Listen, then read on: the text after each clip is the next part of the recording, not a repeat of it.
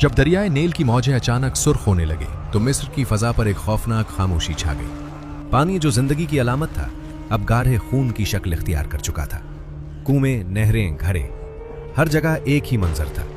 लोग प्यास से निढाल थे, सांस लेना मुश्किल हो रहा था और ताफुन ने फिरौन के शाही महल तक को अपनी लपेट में ले लिया था। 7 दिन तक ये अजाब जारी रहा और मिस्र की सरजमीन खौफ के साए में तड़पती रही। फिर अचानक वो कैफियत खत्म हो गई। नील दोबारा अपने असल रंग में लूट आया। फिरौन ने सिक का सांस लिया, गुरूर से मुस्कुराया और दरबारियों से कहा, देखा, सब ठीक हो गया, मैंने मूसा को शिकस्त दे दी। वो ये न जान सका कि आसमानों में अगला फैसला हो चुका है। चंद ही रातें गुजरी थीं कि मिस्र की फजा में एक अजीब सी आवाज फैलने लगी।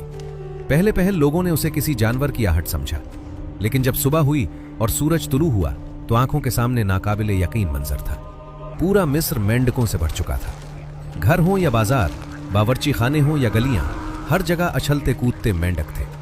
खाने के बर्तनों में, बिस्तरों पर, बच्चों के कपड़ों में, हत्ता के फिरौन के महल और उसके तख्त तक पर मेंढक ही मेंढक नजर आ रहे थे।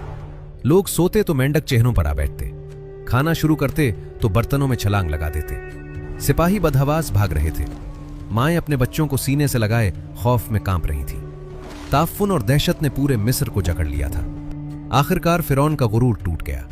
वो चीख उठा, मूसा को बुलाओ, फौरन बुलाओ। हजरत मूसा अलैहिस्सलाम दरबार में हाजिर हुए। फिरौन ने आजिज़ी इख्तियार करते हुए कहा, अपने रब से दुआ करो कि यह आफत हटा दे, मैं तुम्हारे रब पर ईमान ले आऊंगा। हजरत मूसा अलैहिस्सलाम ने अपने रब के हुजूर दुआ की और फिर रहमत इलाही से वो अजाब उठा लिया गया।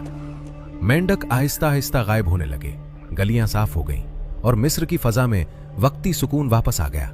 लेकिन जैसे ही खतरा टला, फिरौन फिर हंस पड़ा। यह सब जादू था, उसने तंजिया अंदाज में कहा। मैं किसी रब को नहीं मानता। उसके वजीरों ने भी कहकहे लगाए और महल एक बार फिर तकब्बुर और सरकशी की आवाजों से गूंज उठा। हजरत मूसा अलैहिस्सलाम खामोश रहे। वो जानते थे कि अल्लाह का फैसला आ चुका है। आसमान से ऐलान हुआ, यह कौम ईमान नहीं लाएगी, उन पर निशानियां पै दर पै नाजिल होंगी, ताकि दुनिया जान ले कि रब सिर्फ मैं हूं और जुल्म कभी कामयाब नहीं होता। मिस्र की जमीन एक बार फिर खौफ, बदबू और अंधेरे की लपेट में आ चुकी थी और फिरौन अब भी अपने गुरूर में डूबा हुआ था। मगर आसमान पर एक और आफत तैयार हो रही थी, क्योंकि यह दास्तान अभी खत्म नहीं हुई थी। इसी कहानी का अगला हिस्सा कल की वीडियो में सुनाया जाएगा, इसलिए पेज को फॉलो कर लें। आपसे कल मुलाकात होगी।